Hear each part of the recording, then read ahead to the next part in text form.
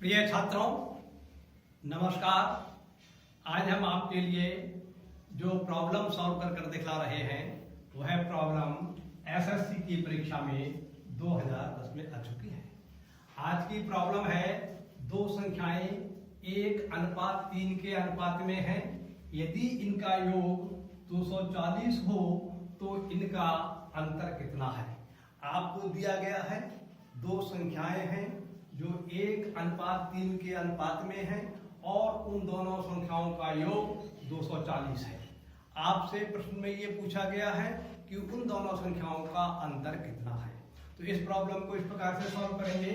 सबसे पहले लिखेंगे दिया है संख्याओं का अनुपात 1:3।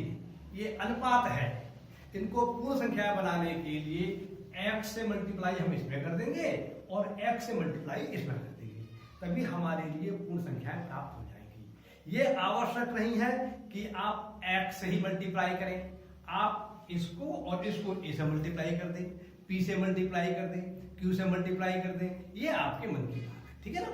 तो हमने x से मल्टीप्लाई इसमें किया और x से मल्टीप्लाई इसमें किया, तब पहली संख्या हमने अतः यदि पहली संख्या को हम x मानेंगे तो दूसरी संख्या हमें प्राप्त हुई 3x।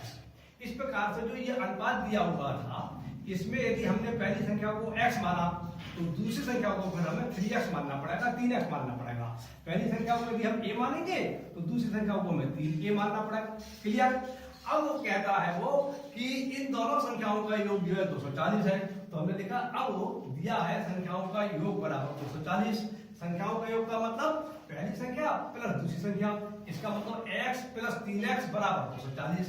अब इन्हें जोड़ लेंगे हम LHS में, तो फल प्राप्त होता है हमारे लिए 4x बराबर 240।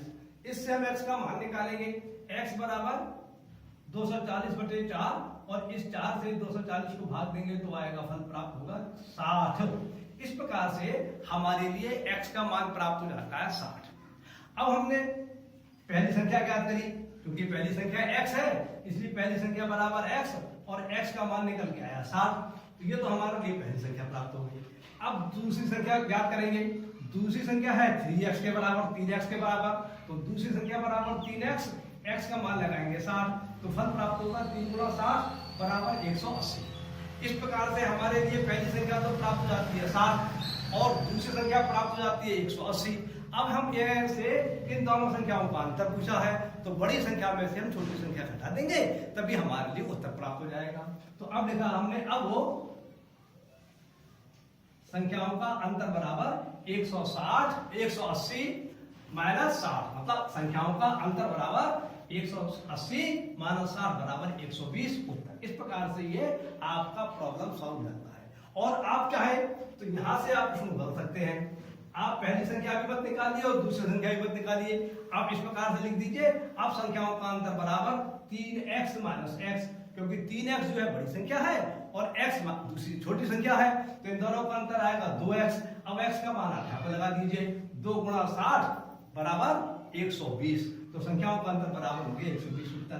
तो चाहे आपका मन है आप इस प्रकार से करके इस प्रकार से सॉल्व कर लीजिए, और चाहे आपका मन है आप इस प्रकार से सॉल्व कर लीजिए। ये आपके मन की बात है।